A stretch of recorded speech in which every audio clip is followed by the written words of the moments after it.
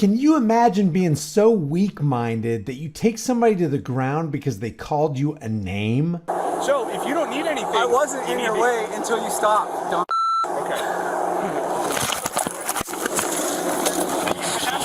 Welcome back to Here's the Deal. You're going to want to see what happens during this tyrannical incident, so stay tuned. And we'll tell you what the deal really is.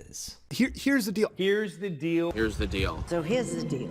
Here's the deal. So here's the deal. But here's the deal. Here's the deal. Well, here's the deal. Here's the deal. So here's the deal. And here's the deal. Here's the deal. Here's the deal. Because here's the deal. Here's the deal. Either give me your ID or you go to jail. How about that? Catch me outside. How about that? How about that? How about that? Here's the deal. Welcome back to the Here's the Deal channel.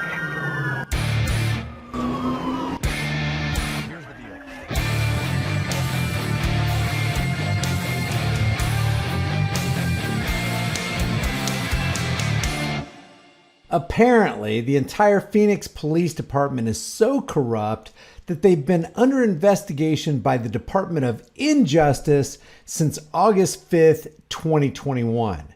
And hang with me because that date's going to be real important here in a minute. Today, we are announcing that the Justice Department is opening an investigation into the City of Phoenix and the Phoenix Police Department. The investigation will determine whether the Phoenix Police Department engages in a pattern or practice of violations of the Constitution or federal law. They're so intelligent over there at the Phoenix PD that 1 year into the investigation, even a federal spotlight on their criminal activity wasn't enough to deter this kind of treatment on a man whose crime was voicing his disdain for Phoenix cops. On August 22nd, 2022, more than a year after the DOJ launched its investigation into the Phoenix Police Department for violating constitutional rights, Kenny McDonald was biking in the Phoenix Law Enforcement Association parking lot.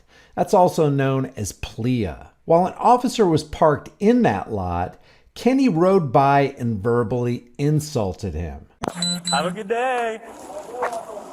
Another officer arrives at this time, and at this point, both of these public servants began to violate 18 U.S.C. 241. You know we could go code 6 and for riding left to center.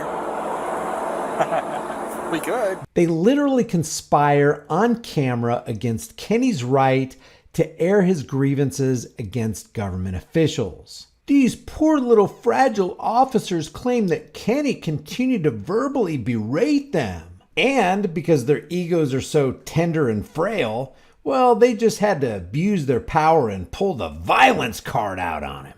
Can you help me out with something? What do you need? There's a bunch of people that need help over. You guys help people, right? What do you need? Do you help people? I'm asking. The people who need help that Kenny's referring to are the homeless people in the area called The Zone, which is not far from the PLEA parking lot. Yeah, getting in my way. It's called obstructing police operations. Oh, yeah? I'm going to a call right now. So, if you don't need anything... I wasn't in your way until you stopped, dumb. Okay.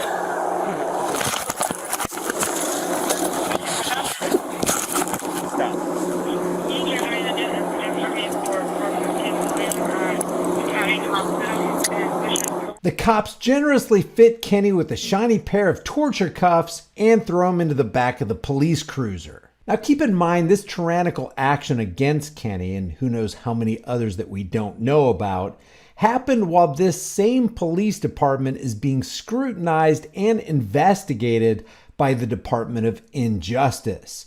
One of the main points of the investigation focused on excessive force and retaliation.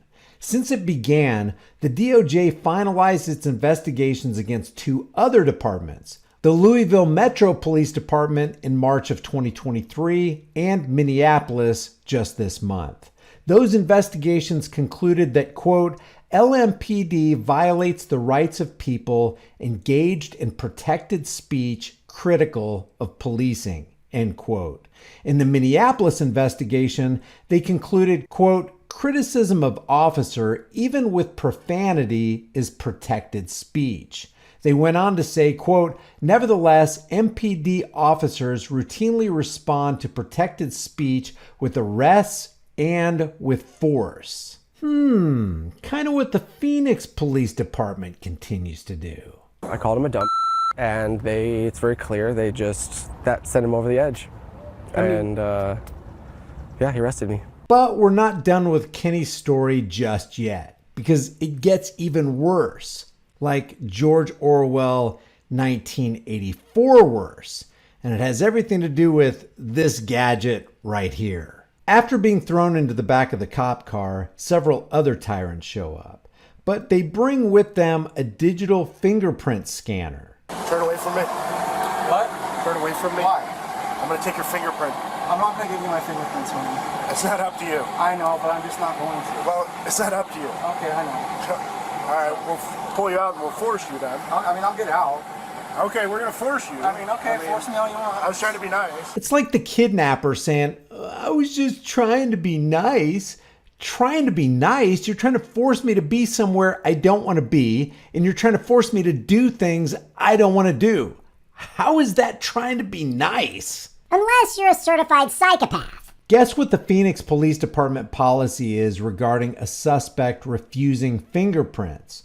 It states physical force will not be used to obtain fingerprints. But in spite of their policy, they pull on his fingers while he keeps his hands clenched. So what do? They take him to the ground and dogpile him on the concrete on a 104-degree day while they force his head into the ground. I told you we were going to protect and serve the crap out of you, Kenny. In their use of force review of this incident, Phoenix supervisors justified their use of force, claiming it was because Kenny assaulted the officers.